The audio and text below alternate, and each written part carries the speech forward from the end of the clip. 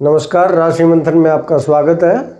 भावानुसार चंद्रफल की जो हमारी श्रृंखला है वो जारी है। आज उसका अंतिम भाग है, यानी नवम भाव, दशम भाव, एकादश भाव और द्वादश भाव में चंद्र क्या फल देता है, तो उसकी हम चर्चा करेंगे। लेकिन सबसे पहले कि भाई चंद्रमा जो है वो किन चीज़ों का कारक है। तो चंद्रमा जो है ये मन, मानसिकता, चंचलता यानी मन का कारक है मुख्य तौर पर। दूसरा है भावना या लगाव, कि भी किसी रिश्ते, जो आपस में रिश्ते होते हैं हमारे, उनमें लगाव कितना है, भावनाएं कितनी है। फिर है माता, ममता, नींद, यानी माँ का कारक है, नींद का भी कारक है। और फिर चौथा खाना जो हमारा जिन जिन चीज़ों का आता है, क्योंकि चौथे खाने का जो है ये स्वामी भी माना गया है, कारक भी माना गया है। तो सुख, घर, वाहन, यात्रा, ये चीज़ें भी इसके अंतर्गत आती हैं। फिर है ये जो, क्योंकि दूसरे भाव में उसका होता है, तो भोजन, दूध और पानी यानी खाने पीने की जो चीज़ें हैं मोटे तौर पर वो इसमें आती हैं। और फिर जो है ये भी दूसरे भाव से संबंधित है, धन और नगद पैसा। और फिर जो हमारे शरीर के अंग हैं, तो बाईं आँख है और फेफड़े हैं और कफ की जो समझ लो जो बीमारियाँ होती हैं सारी इसी के अंतर्गत आती है। अब हमारा जो नवम भाव है, तो सबसे पहले हम ये देखते हैं नवम भाव किस चीज़ का प्रतिनिधित्व करता है। तो इस भाव का नाम है वो भाग्य भाव। तो भाग्य कैसा होगा, और फिर धर्म भाव भी है ये, और फिर हमारे गुरुओं का भाव भी है ये, विदेश यात्रा का भी भाव है ये। तो इन सब से संबंधित जो चीज़ें हैं वो चंद्रमा से प्रभावित होंगी। और चंद्रमा क्योंकि ये काल पुरुष कुंडली में गुरु का भाव माना गया है, गुरु की राशि है यहाँ पर, तो यहाँ पर ये बहुत ही अच्छे परिणाम देता है। यानी भाग्य बहुत अच्छा होता है इसका, सौभाग्यशाली होता है ये। और जैसे इसको पिता का भी एक भाव माना गया है, तो पिता से भी इसके जो है बहुत अच्छे संबंध होते हैं। गुरु जो है उनसे भी मन से जुड़ा हुआ होता है, और बहुत धार्मिक होता है, दयालु होता है, परोपकारी होता है। और धार्मिक जो स्थान है या स्थल, मंदिर आदि हैं, वो बनवाने में इसका योगदान होता है। और फिर क्योंकि ये विदेश यात्राओं यानी लंबी यात्राओं या तीर्थ यात्राओं का भी है, तो वो भी जो है, क्योंकि वो चंद्रमा खुद यात्राओं का कारक है, तो उसमें बड़ी रुचि रहती है उसकी, और विदेश यात्राएं काफ़ी मात्रा में करता है।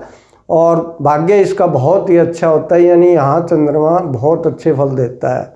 लेकिन साथ में शर्त हमारी यही है कि वो बहुत ज़्यादा पापी ग्रहों से पीड़ित ना हो। अब आते हैं हम दशम भाव पर। तो दशम भाव हमारा कर्म भाव है और व्यवसाय भाव है, जो हम धंधा करते हैं तो उसका भाव, और पिता का भी भाव है। मान सम्मान है हमारा, सत्ता है, अधिकार है, इन सब का भाव है। तो चंद्रमा यहाँ, क्योंकि ये राशि जो है ये शनि की है, लेकिन चंद्रमा का मतलब मन कहाँ लगता है व्यक्ति का, तो यहाँ चंद्रमा जिसका होता है वो बहुत ज़्यादा सफलता अर्जित करता है, क्योंकि उसका मन काम में लगता है। और जिस व्यक्ति का काम में मन लग गया वो कोई कमी नहीं छोड़ता, और बहुत अच्छे परिणाम यहाँ पर आते हैं। जिस काम में भी वो हाथ डालता है उसमें वो सफल होता है। साथ में वो जो भी कर्मचारी वगैरह होते हैं, उनके जो साथी होते हैं, उनसे वो दिल से जुड़ता है, तो वो और भी जो है वो काम जो है उसकी पूरी मदद करते हैं, पूरी सहायता करते हैं। लेकिन इसमें एक थोड़ी कमी आ सकती है कि ये जो है चंचल दिमाग है, ये चंचल जो है यानी धंधे बदल सकता है ये।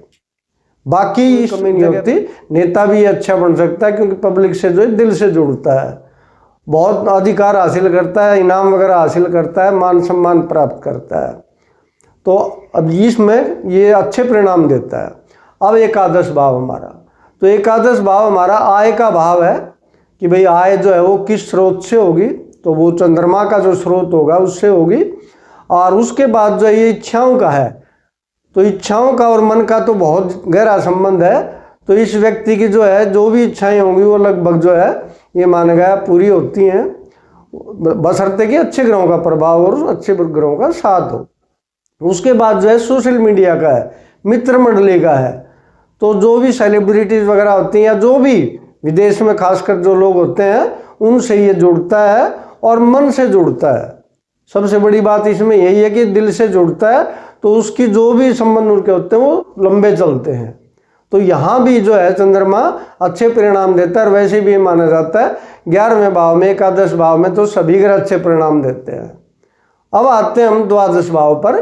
तो द्वादश भाव जो है हमारा वो व्यय का भाव है, यानी खर्चे जो होंगे वो कहाँ होंगे, और उसके साथ जो मोक्ष का भी भाव इसको माना गया है, साथ में ये जो है अस्पताल का भी भाव है, जेल का भी भाव है और निवेश का भी भाव है, एकांत का भी भाव है। तो इनमें जैसा चंद्रमा होगा वैसे फल इसके आएंगे भाई। अगर ये अच्छा है तो वो मोक्ष तक पहुंच जाता है, अगर गुरु का साथ मिल जाए इसको तो मोक्ष की स्थिति तक भी पहुंच सकता है।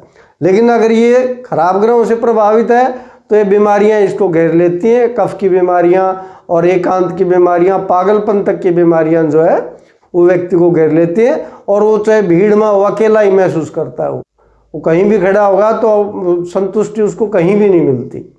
तो उसके बाद जो है ये जेल का कर्मचारी भी हो सकता है, अगर भाई थोड़ा बहुत ठीक ठाक प्रभाव हो तो, या किसी असाइलम का कर्मचारी भी जो है वो हो सकता है। तो इसमें मुख्य है कि भाई प्रभाव जो है वो किस ग्रह का है। और खर्चे यहाँ बहुत ज़्यादा होते हैं। विदेश यात्रा का भी भाव है, तो विदेश यात्राओं में भी ये काफ़ी धन कमा सकता है अगर वो अच्छे प्रभाव उसके ऊपर हैं तो कुल मिला के यहाँ पर ये चंद्रमा की विशेष बात यही है, क्योंकि ये जहाँ भी बैठता है मन से जुड़ता है और ये थोड़ा कमज़ोर ग्रह माना गया है। इसको दूसरे ग्रहों के साथ की जरूरत पड़ती है और माँ के आशीर्वाद की जरूरत पड़ती है। अगर वो चीज़ें इसके पास हैं तो बहुत अच्छे परिणाम देता है, वरना दिक्कत में डालता है। खासकर 6, 8, 12 भाव जो है उसमें ज़्यादा अच्छा नहीं माना जाता। तो इसके साथ हमारी चंद्रमा की श्रृंखला समाप्त है। आगे हम मंगल की श्रृंखला लेके आएंगे। नमस्कार।